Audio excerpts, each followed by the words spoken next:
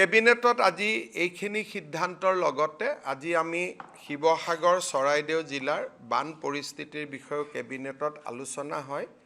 আৰু আপোনালোকক আমি জনাবলৈ পাই অলপ সন্তুষ্টি লাভ কৰিছোঁ যে এতিয়া আমি প্ৰত্যেকখন গাঁও প্ৰত্যেকখন চুবুৰীতে আমি যাব পাৰিছোঁ অৰ্থাৎ পানী কমিছে আৰু পানী কমাৰ পৰিপ্ৰেক্ষিতত এতিয়া প্ৰশাসনে শিৱসাগৰ আৰু চৰাইদেউ জিলাৰ প্ৰতিখন গাঁও বা প্ৰতিখন চুবুৰীলৈ যাব পাৰিছে আমি ইউজুৱেলি যি আমি সহায় আগবঢ়াওঁ যে আমি মানুহক পাৰ মানুহ হিচাপত আমি আগতে চাউল দালি এনেকৈ দিওঁ কিন্তু শিৱসাগৰ আৰু চৰাইদেউ জিলাৰ বাবে আমি এটা ফেমিলি কিট বনাইছোঁ দুজন দেউতাক মাক দুজন ল'ৰা ছোৱালী এই ধৰণে আমি এটা ফেমিলি কিট বনাই যাতে একেবাৰে ওজন কৰি বস্তু দি থাকিব নালাগে মানুহখিনি বিপদত আছে একেবাৰতে 8 কেজি চাউল 2 কেজি দালি 1 লিটাৰ মিঠাতেল এই ধৰণে আমি এটা পেকেট কৰিছোঁ আৰু আজিৰ পৰা তাত আমি ৰিলিফৰ ব্যৱস্থাটো অলপ পৰিৱৰ্তন কৰি পেকেট দিয়াৰ ব্যৱস্থা আৰম্ভ কৰিছোঁ যাতে কোনো মণ্ডল মহৰীয়া গৈ আকৌ জুখি থাকি দাগা পাল্লা দি যাতে বস্তু দি থাকিব নালাগে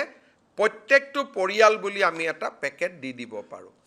তিনিচুকীয়া ডিব্ৰুগড় নগাঁও যোৰহাট আৰু গুৱাহাটীত এই পেকেটবোৰ আমি পেকেটিং কৰি আছোঁ যেহেতু শিৱসাগৰ বা চৰাইদেউত সম্ভৱ নহয় আজিও কিছু পেকেজ গৈছে কালিও যাব 3 দিনৰ ভিতৰত আমি আশা কৰোঁ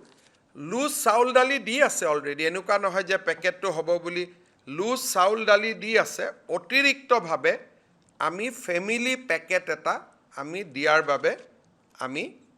আগবাঢ়ি গৈছোঁ বহুত মানুহে মোক সুধি আছে যে তাতে আমি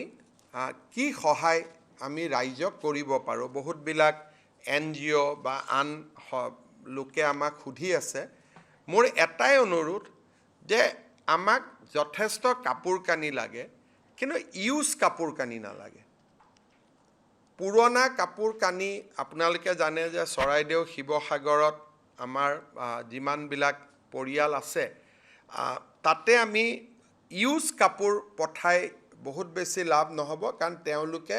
ব্যৱহাৰ কৰিবলৈ অসুবিধা পাব গতিকে মোৰ অনুৰোধ যে স্বেচ্ছাসেৱী সংগঠনসমূহে যথেষ্ট ফেনাইল দিব পাৰে কাৰণ এতিয়া ডিসইনফেক্ট কৰাৰ খুব প্ৰয়োজন হৈছে ঘৰবিলাকত ফেনাইল দিব পাৰে বেবি ফুড দিব পাৰে আমাক ল'ৰা ছোৱালী শিশুৰ কাৰণে গাখীৰ দিব পাৰে আৰু চাদৰ মেখেলা বা